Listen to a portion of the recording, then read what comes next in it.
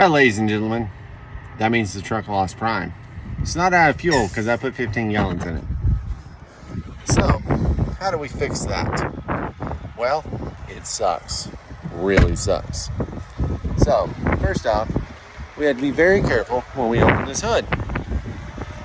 Latches, you know, all that good stuff. Okay, on the other side. So, when we open this hood, we have to be really careful to make sure that it doesn't hit on this bar. I've got it all the way down, Z-bar's on the ground. It shouldn't, because I went ahead and blocked it up a little bit more, but just in case the wind pushes or something like that, I'm going to put some gloves down.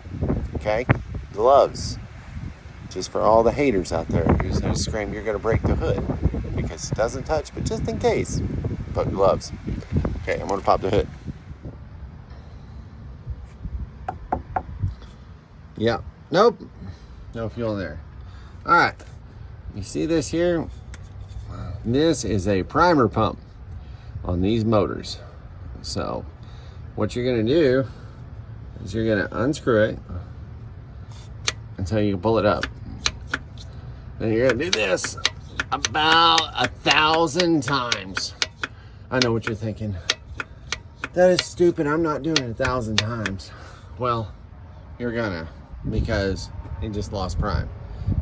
My problem is I didn't start these trucks up whenever I picked them up, so they didn't run. Yeah, so that's my bad. Anyway, I gotta get to pumping, and it's easier if I got both hands. So okay, so it's starting to get a little bit of firmness to it, which means I'm starting to pump some fuel. So okay, now I'm gonna lose it, but so that pump is pumping it all the way through the system up into those injectors. So I got to keep going about another 100 times once I start feeling it pumping. You'll be able to tell the difference because it'll start getting harder.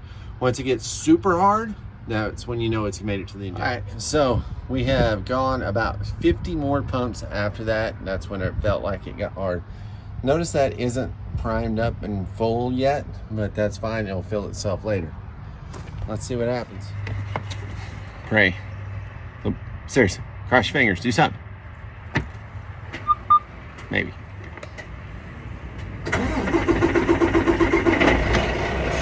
Come on, baby, take it, take it. That's how you do it. I'm gonna floor it just for a little bit to let just a few seconds, let the fuel really get running. So, there's always bonus content, right? You know, stick around to the end of the video. You never know what you're gonna find out. All right, so we have a problem. All right, you see this block? This is the block that we typically use, right? It is way shorter than this crap, okay? That block right there is stuck. I can't get it out. I don't know how to get it out, right? You can beat it out, you can do whatever. Well, if you're gonna beat it out, you're probably gonna whack something, and if you knock that positive into that frame, you're probably gonna have a bad day and a lot of sparkies. So, is there an easier way to do this? There are actually two ways to do this. So the first way is, you go into your little place and you say, hey, excuse me, Mr. Service Guy, do y'all have a little bitty bottle jack that I can jack up this frame with and spread this to where I can get this block right out? That sucks. You'd think it, there we go, okay. It's out. And then, but just so you know, remember, don't run that screw up here. Don't run that all the way up, because whenever you bleed it down, if you ran the screw all the way up, you may jam yourself out. So that's way number one. That's the easiest way, in my opinion. Way number two is take these here out, okay?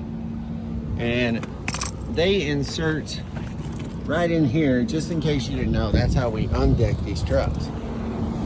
Pull it over, use your straps and that hoist right there, you jack it up. But let me tell you, sometimes that block still won't come out when you do that, and you don't always have a hoist. I can't tell you your company's protocol, but for me, there is no jack, there is no hoist, there is no way of doing it whatsoever, then it stays in there, and I just call in and say, I can't get the block out. So they send somebody out with a jack to do it, because I ain't carrying one.